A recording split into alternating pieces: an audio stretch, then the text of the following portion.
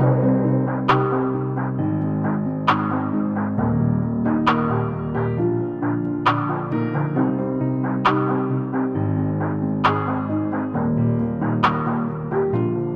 sommes à la boutique Face au Beau Texte. Ici, nous exposons tous les différents produits que nous faisons, voilà, qui viennent de l'atelier. On est actuellement dans une lancée de réorganisation.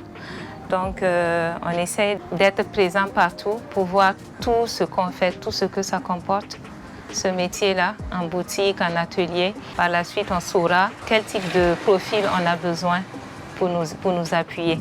Donc, présentement, je suis dans la partie créative. Créative, c'est la création de motifs, le développement de nouveaux produits. Je suis tout le temps à la recherche de nouveaux produits à mettre en boutique. Et puis, je m'occupe aussi du volet marketing, communication. Voilà, j'ai fait des études en communication d'entreprise, relations publiques. Et donc, c'est ce que je mets au profit de l'entreprise familiale. Je suis chargée de la gestion. C'est gestion dans plusieurs domaines. Voilà, gestion administrative, gestion comptable. On peut mettre encore gestion du stock de matières premières ou des produits finis. La gestion comptable, on peut parler de tout ce qui est entrée, sortie, voilà, tout ce qui est papier administratif. J'ai été comptable dans une structure pendant quand même 7 ans. Avant ça, j'étais caissière dans une autre entreprise. Par la suite, je me suis dit, mais pourquoi pas venir aux côtés de la maman. Avec les connaissances que j'ai, on peut mieux développer, fructifier ce qu'elle fait déjà. Voilà, donc c'est ce qui m'a amené à laisser tomber ce que je faisais, boulot de comptable, et à rejoindre la maman dans Face au Beau Texte. Tout a commencé en 1987 avec ma mère. Donc ma sœur est née et ensuite je suis née. Et à l'âge de 5 ans, on était déjà initiés à travers la bobine. On s'amusait à le faire et c'est à partir de là qu'on a commencé à aimer la chose. Et donc au fur et à mesure qu'on grandissait, ma mère ne nous lâchait pas. Donc on apprenait à faire la chaîne. On apprenait ensuite à monter un pain sur un métier, à nous asseoir et à tisser. Et chaque fois qu'on finissait un pain, on était très fiers. Qu'est-ce qui m'a poussée à venir travailler avec ma mère? D'abord, en 2017, j'ai effectué un voyage aux États-Unis où je suis restée 5 mois comme touriste. Comme touriste, ça veut dire tu ne travailles pas. Et donc, tout ce temps où je ne travaillais pas, ça m'a permis de prendre de la hauteur pour réfléchir. Et aussi, je passais du temps sur les réseaux sociaux et je pouvais voir des entreprises au Burkina qui naissaient dans le domaine du tissage, qui brillaient. Tout le monde en parlait au pays. Du côté de l'entreprise de maman, je n'entendais pas trop grand bruit. On avait déjà des clients qui étaient là, mais j'avais envie qu'on entende parler de nous et qu'on voit les merveilles qu'on propose, parce qu'on a vraiment de beaux produits. Dans mon entourage aussi, j'ai des aînés ou bien même des tontons qui m'ont beaucoup encouragée dans ce sens-là. Il y a un particulièrement, lui, il m'a toujours dit « Tu as intérêt à venir dans la structure de maman, parce que si tu ne le fais pas, tu pourrais le regretter un jour. » Une fois, on a eu une conversation avec ma sœur au téléphone. Et je lui ai dit, mais Claire, je vois ce qui est en train de se passer au pays.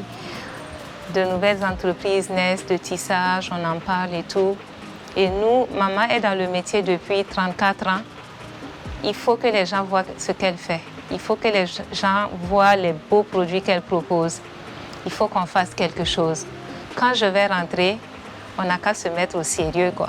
Et dit la mine, là, il faut qu'on creuse ça. Il faut qu'on sorte l'or, là.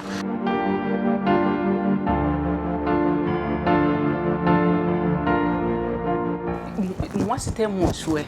Mais je ne savais pas comment faire pour que ça arrive jusqu'à ce point-là. Et maintenant, c'est quand les filles se sont décidées maintenant pour venir travailler avec moi, j'étais fière de moi-même parce que je savais qu'avec leur connaissance, ça va agrandir. Ça ne sera plus comme ce que moi j'ai fait. Quand leur papa est parti, j'étais découragée complètement. Je ne voulais rien faire maintenant et je voyais que je reste comme ça jusqu'à la fin de ma vie aussi. Je n'avais plus quelque chose dans la tête pour faire quelque chose. Et comme leur papa insistait, le samedi soir, il a dit à Claire et Eugénie, on va faire une réunion, voir comment on va aider maman. Et en ce moment, Claire a dit qu'elle part à la chorale, et Eugénie dit qu'elle part à la répétition. Ils ont dit, donc bon papa, on met ça le dimanche après la messe. Après la messe, ils ne sont pas venus le trouver, il est sorti et c'était fini. Donc ça les a marqués. Ma fierté, si je revois en arrière comment j'étais, je n'ai pas un niveau d'études. Et aujourd'hui, je suis là, je travaille avec mes filles qui ont des diplômes. Et que c'est venu par moi, ça a commencé par moi. Par exemple, aujourd'hui, si elles travaillaient au dehors, qu'on les licencie, on peut dire qu'ils n'ont pas de travail. Voilà aujourd'hui que ce sont eux qui gèrent, c'est leur travail, c'est mon travail. Et que j'arrive à les aider sans problème, sans souci. Il n'y a pas une fierté plus que ça. Je suis très, très, très contente. Elle travaille bien, correctement, comme elle veut. Et qu'est-ce qui prouve que ça pouvait être comme ça au dehors? Et je sais que par ça, si elle se tient fort, ça ne s'arrête pas là. Ça sera plus grand que ça. Et c'est plus de personnel que ça, plus de vision qu'on a aussi. Je pense que ça peut aller.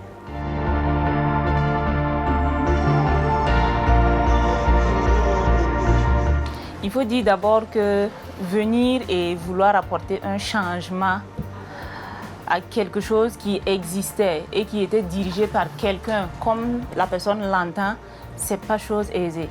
Voilà. Parce que la maman, elle est dedans depuis. On est toujours dans ce processus-là. Voilà. On ne peut pas dire qu'on a fini. Mais quand même, je suis arrivée à réguler certaines choses. Par exemple, les dépenses qui se faisaient sans être notées et tout. Maintenant, tout est répertorié, tout est noté. Les ventes aussi, on les note. Et à la fin du mois, on peut faire quand même un petit bilan. On peut dire voilà ce qu'on a eu, voilà ce qu'on a dépensé. S'il y a un reste, on le saura. Et s'il n'y en a pas aussi, on le sait. Parce qu'avant, ce n'était pas évident.